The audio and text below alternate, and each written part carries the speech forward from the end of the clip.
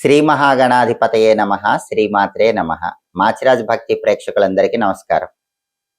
కర్తరి అంటే ఏంటో, కర్తరిలో ఎన్ని రకాలు ఉన్నాయో, కర్తరిలో ఎలాంటి పనులు చేయవచ్చో ఎలాంటి పనులు చేయకూడదో, కర్తరిలో ఏ దేవతారాధనలు చేస్తే సమస్త శుభ ఫలితాలు చేకూరుతాయో ఈ వీడియోలో మనం తెలుసుకుందాం.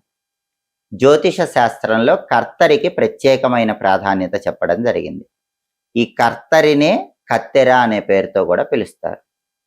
అసలు కర్తరి అంటే ఏంటంటే, సూర్యుడు కొన్ని ప్రత్యేకమైన నక్షత్రాల పాదాలలో సంచరించే కాలాన్ని కర్తరి లేదా కత్తెర అనే పేరుతో పిలుస్తారు.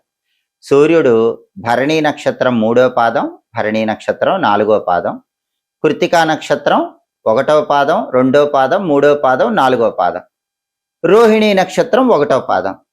ఈ పాదాలలో ఉన్న నక్షత్రాల్లో సంచరించే కాలాన్ని కర్తరి లేదా కత్తెర అనే పేరుతో పిలుస్తారు. అయితే ఈ కర్తరి 2 రకాలుగా ఉంటుంది. ఒకటి చిన్న కర్తరి, దీన్నే డొల్లు కర్తరి అనే పేరుతో పిలుస్తారు. రెండవది పెద్ద కర్తరి, దీన్నే నిజ కర్తరి, వాస్తు కర్తరి, అగ్ని కర్తరి అనే పేర్లతో పిలుస్తారు.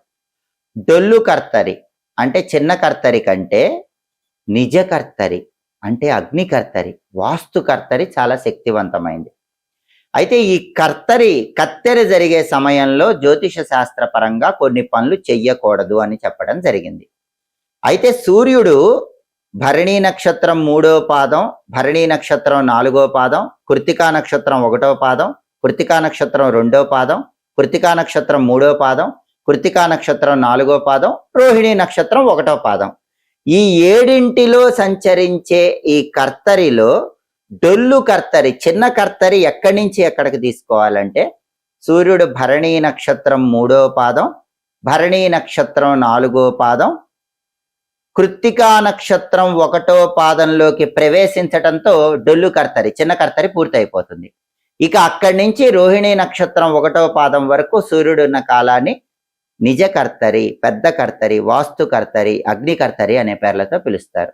కాబట్టి భరణీ నక్షత్రం 3వ పాదం, భరణీ నక్షత్రం 4వ పాదం, ఈ సమయంలో సూర్యుడు సంచరించే కాలాన్ని చిన్న కర్తరి, డొల్లు కర్తరి అంటారు. ఎప్పుడైతే సూర్యుడు కృత్తికా నక్షత్రం 1వ పాదంలోకి ప్రవేశిస్తాడో ఇక అక్కడి నుంచి పెద్ద కర్తరి ప్రారంభం అవుతుంది.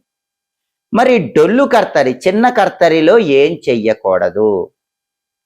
నిజ కర్తరి, పెద్ద కర్తరిలో ఏం చేయకూడదు? 2026 సంవత్సరంలో ఈ చిన్న కర్తరి, పెద్ద కర్తరి ఎప్పుడు వచ్చినాయి అంటే, మే 4వ తేదీ సోమవారం నుంచి డొల్లు కర్తరి ప్రారంభమవుతోంది. మే 11వ తేదీ సోమవారం నుంచి పెద్ద కర్తరి, వాస్తు కర్తరి ప్రారంభమవుతోంది. మే 4వ తేదీ సోమవారం నుంచి చిన్న కర్తరి, డొల్లు కర్తరిలో ఏ పనులు చేయకూడదో జ్యోతిష శాస్త్రంలో చెప్పారు. ఏ పనులు చేయకూడదంటే, ప్రధానంగా బావులు, కాలువలు తవ్వటం లాంటివి చేయకూడదు. వ్యవసాయ సంబంధమైనటువంటి పనులేవి కూడా చేయకూడదు. ఈ డొల్లు కర్తరిలో మొక్కలు నాటడం లాంటి పనులు కూడా చేయకూడదు. స్తంభాలు నిర్మించటం లాంటి పనులు చేయకూడదు. దేవాలయానికి ధ్వజస్తంభ ప్రతిష్టాపనలు చేయకూడదు. అలాగే కొత్తగా దేవాలయ నిర్మాణాలు ప్రారంభించడం కూడా ఈ డొల్లు కర్తరిలో చేయకూడదు.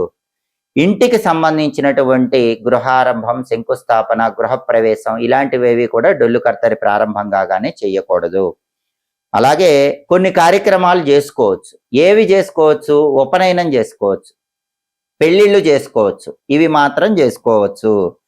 ఈ డొల్లు కర్తరిలో అన్నప్రాసన కూడా చేసుకోవచ్చు, బారసాల కూడా చేసుకోవచ్చు. ప్రధానంగా భూ సంబంధమైనటువంటి పనులేవి కూడా మే 4వ తేదీ సోమవారం నుంచి డొల్లు కర్తరి ప్రారంభం కాగానే చేయకూడదు. అయితే మే 11వ తేదీ సోమవారం నుంచి నిజ కర్తరి ప్రారంభమవుతుంది. దీన్నే పెద్ద కర్తరి, అగ్ని కర్తరి, వాస్తు కర్తరి అనే పేరుతో పిలుస్తారు. ఈ నిజ కర్తరి చాలా శక్తివంతమైంది. ఎందుకంటే డొల్లు కర్తరిలో సూర్యుడి తేజస్సు ఎక్కువగా ఉంటుంది, సూర్యుడు చండ ప్రచండంగా ఉంటాడు. ఈ నిజ కర్తరికి వచ్చేసరికి ఇంకా సూర్యుడి తేజస్సు పెరిగిపోతుంది. ఇంకా సూర్యుడు విపరీతంగా చండ ప్రచండంగా తన వేడిని భూమి మీద ప్రసరింపజేస్తూ ఉంటాడు. ఈ నిజ కర్తరి గురించి శాస్త్రం ఏం చెప్పిందంటే, నిజ కర్తరి అంటే ఏంటి? సూర్యుడు కృత్తికా నక్షత్రం 1వ పాదంలోకి వస్తాడు. కృత్తికాక్షురాషట్ అంటుంది శాస్త్రం. అంటే కృత్తికా నక్షత్రము 6 నక్షత్రాల సమూహము. అంటే 6 కృత్తికలనే ఋషిపత్నులు కరిచినటువంటి ఒక సమూహమే కృత్తికా నక్షత్రము. కృత్తికా క్షురాషట్ అంటే కృత్తిక అనే నక్షత్రం ఒక మంగళ కత్తి ఆకారంలో ఉంటుందని జ్యోతిష శాస్త్రంలో చెప్పారు. ఆ మంగళ కత్తి ఎలా అయితే ఉంటుందో, కత్తెర ఎలా అయితే ఉంటుందో కృత్తికా నక్షత్రం ఆ విధంగా ఉంటుంది. 6 నక్షత్రాలతో కలిసి ఉంటుందనే అర్థంలో కృత్తికా క్షురాషట్ అన్నారు. అయితే ఈ కృత్తిక అంటే అగ్ని సంబంధమైన నక్షత్రం. సూర్యుడు కృత్తికలోకి ఎప్పుడైతే ప్రవేశిస్తాడో వెంటనే నిజకర్తరి ప్రారంభమవుతుంది. కాబట్టి వాస్తుసారము అనే ప్రామాణిక గ్రంథం ప్రకారం ఈ నిజకర్తరిలో కొన్ని పనులు చెయ్యకూడదు. దీన్నే వాస్తుకర్తరి, అగ్నికర్తరి అంటారు. ఏ పనులు చేయకూడదు అంటే వాస్తుసారము అనే ఒక ప్రామాణిక గ్రంథంలో కర్తరీ ఫలం అనే అధ్యాయంలో ఒక శ్లోకం చెప్పారు.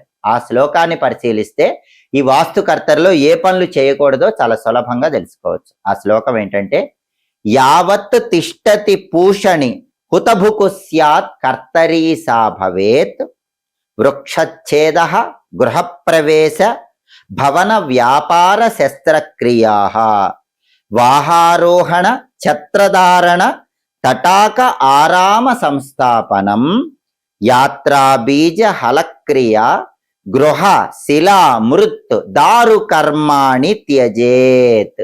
ఇది నిజకర్తరి, వాస్తుకర్తరిలో ఏ పనులు చేయకూడదో వాస్తుసారము అనే ప్రామాణిక గ్రంథంలో చెప్పిన శ్లోకం. ఏంటండి ఈ శ్లోకంలో ఉన్న అర్థము?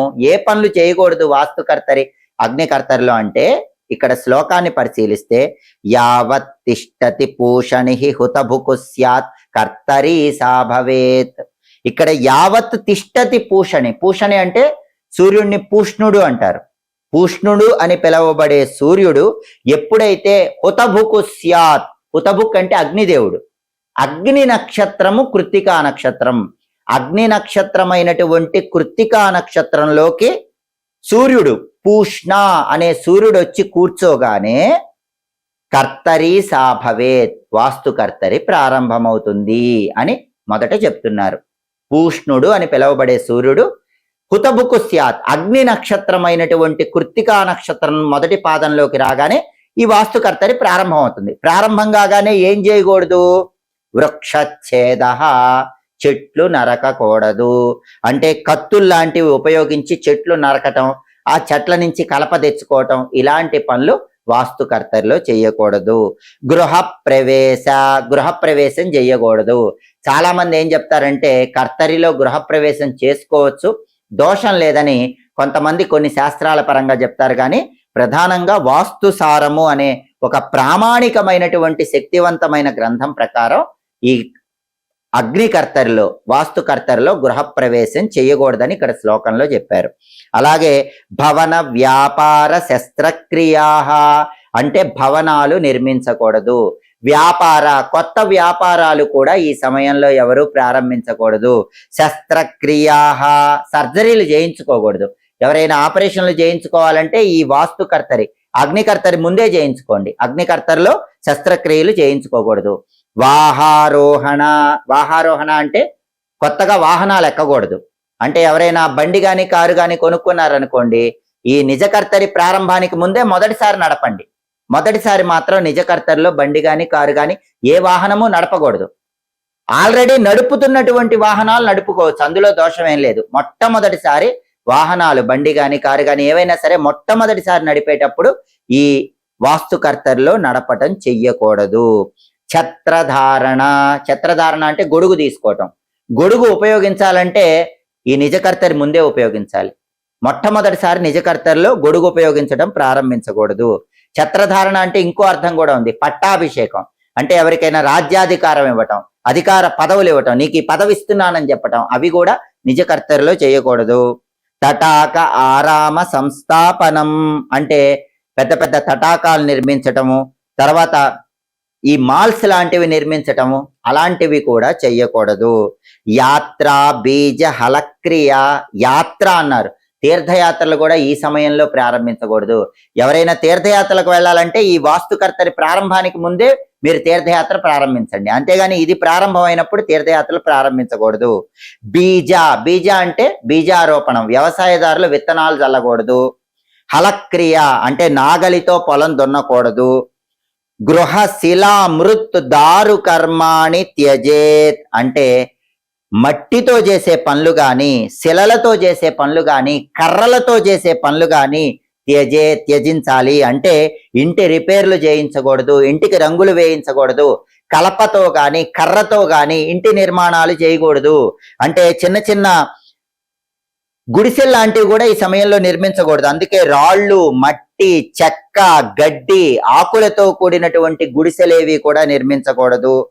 ఉపగృహాలు, చిన్న చిన్న ఆరామాలు నిర్మించకూడదు. ఇలాంటివి చేస్తే ఏం జరుగుతుంది? కర్తరి సాభవేత్, మీ జీవితాల్లో కత్తెరబడుతుంది, మీ జీవితాల్లో ఇబ్బంది వస్తుంది. కాబట్టి ఇలాంటివేవి కూడా చేసుకోకూడదని ఈ అగ్ని కర్తరి, పెద్ద కర్తరిలో ఏం చెయ్యకూడదో వాస్తుసారం అనే గ్రంథంలో ఈ శ్లోకం ద్వారా చెప్పారు. ఈ శ్లోకంలో చెప్పనివైతే ఏవైనా చేసుకోవచ్చు, అందులో దోషం లేదు. ఈ శ్లోకంలో ఏవి చెప్పారో అవి మాత్రం చేయకూడదు. కాబట్టి మే 4 సోమవారం డొల్లు కర్తరి ప్రారంభం అవుతోంది. మే 11 సోమవారం అగ్నికర్తరి, వాస్తుకర్తరి ప్రారంభం అవుతుంది. కర్తరి సందర్భంగా ఈ పనులు కాకుండా మిగిలిన పనులు మాత్రమే నిర్వహించండి. కర్తరిలో ఎవరిని పూజించాలంటే సూర్యుడిని పూజించాలి. చండ ప్రచండంగా ఉంటాడు. ఆదిత్య హృదయం వినండి, సూర్యాష్టకం చదువుకోండి. సూర్య భగవానుడి సంపూర్ణమైన అనుగ్రహానికి సులభంగా పాత్రలు కండి. ఎప్పటికప్పుడు జ్యోతిష శాస్త్రానికి సంబంధించిన ఆసక్తికరమైన విశేషాంశాలు తెలుసుకోవాలనుకుంటున్నారా? కర్తరి, మౌఢ్యమి ఇటువంటివి జ్యోతిష శాస్త్ర పరంగా వచ్చినప్పుడు ఎలాంటి నియమాలు పాటించాలో తెలుసుకోవాలనుకుంటున్నారా? అలాగే సంకష్టహర చతుర్థి ఇటువంటి ప్రత్యేకమైన పర్వదినాలు వచ్చినప్పుడు పూజలు ఏ విధంగా చేసుకోవాలో, పూజల సందర్భంగా పాటించాల్సిన నియమాలు ఏంటో తెలుసుకోవాలనుకుంటున్నారా? అయితే మాచిరాజ్ భక్తి ఛానల్ తప్పకుండా చూడండి. మా వీడియోస్ మీకు నచ్చినట్లయితే మా ఛానల్ లైక్ చేయండి, కామెంట్ చేయండి. మా ఛానల్ వీడియోస్ 10 మంది మిత్రులకు షేర్ చేయండి. మా ఛానల్ సబ్స్క్రైబ్ చేసుకోండి. పక్కనున్న బెల్ సింబల్ నొక్కటం మాత్రం మర్చిపోకండి. సర్వే జనాః సుఖినో భవంతు. స్వస్తి.